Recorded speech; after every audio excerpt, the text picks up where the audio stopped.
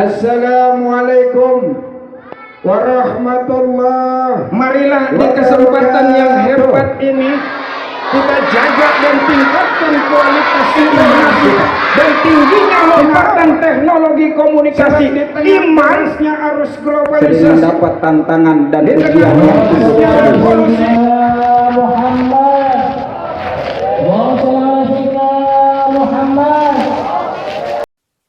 Hadirin rahimakumullah, pemirsa di mana saja Anda berada, lalu kemudian wassalatu wassalamu ala khatimir rusulillah. Ala khatimi, bisa kita baca khatimi, bisa kita baca khatami.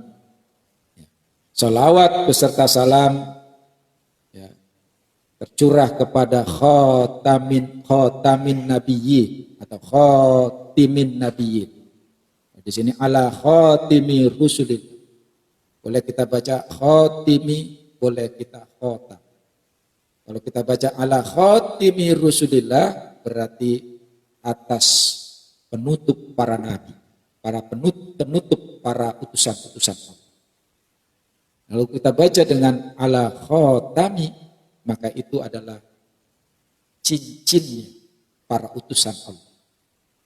Jadi saudara, ternyata Rasulullah Shallallahu Alaihi Wasallam bukan hanya sekedar penutup para nabi, tapi beliau juga sebagai cincinnya para nabi dan rasul. Saudara, kalau pakai cincin di mana sih saya tanya? Tentu di jari manis diantaranya yang utama. Untuk apa cincin itu? Untuk pemanis, pelengkap penampilan kita, menyempurna perhiasan kita, berhias kita, menjadi semakin manis, indah terlihat penampilan kita ketika seorang memakai cincin. Maka itulah Rasulullah, beliau adalah sebagai pelengkap, pemanis, penyempurna daripada syariat-syariat yang dibawa oleh para nabi dan rasul. Karena itulah, ya makanya Rasulullah Shallallahu Alaihi Wasallam pernah bersabda, aku dengan para nabi sebelumnya seperti orang yang membangun sebuah bangunan, kemudian dihiasi dengan indah, sempurna bangunan tersebut, hanya tertinggal satu lubang yang muat satu batu bata. Sehingga ketika orang berkeliling memperhatikan, Masya Allah, begitu indahnya kalau lubang itu ditutup satu bata. Nah, batu bata itulah aku, dan aku penutup para nabi. Masya Allah. Jadi Rasulullah Shallallahu Alaihi Wasallam bukan hanya sebagai penutup para nabi dan rasul, beliau menjadi cincinnya para nabi dan rasul. Masya Allah. Oleh karena itulah saudara, hendaknya kita senantiasa bersalawat kepada Rasulullah Shallallahu Alaihi Wasallam dalam setiap gerak langkah kita. Banyak sekali fadilah, keutamaan sholawat. Bahkan Allah Subhanahu Wa Taala ketika Allah memerintahkan hambanya untuk mendirikan sholat, langsung perintah Allah, nggak pakai basa-basi, to the point, wa aqimus sholat. Ketika perintah menunaikan zakat, wa atuz zakat, perintah puasa di bulan Ramadan, kutiba alaikumus syiyam, langsung perintah berinfak, anfiqu mimma razaqnakum, perintah berhaji, wa atimul hajja wal umrata lillah. Rata-rata perintah Allah kepada para hambanya langsung to the point kepada perintah tersebut.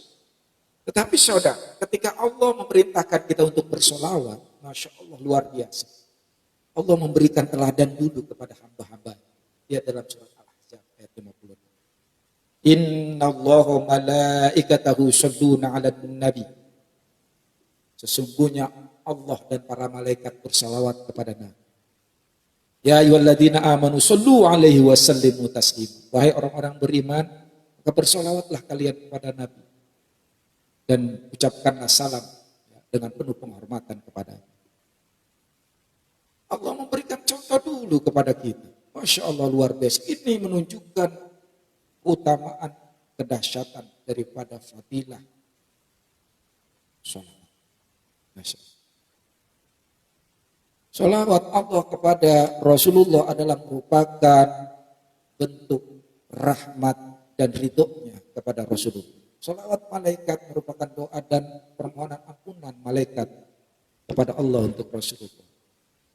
Salawat kita umatnya adalah merupakan doa sekaligus penghormatan pengagungan kita kepada Rasulullah Sallallahu Alaihi Wasallam. Perbanyaklah salawat.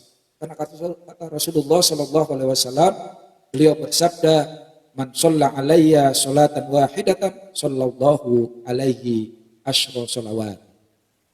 Barang siapa yang bersalawat kepadaku sekali saja, maka Allah akan bersalawat kepadanya 10 kali. Masya Allah.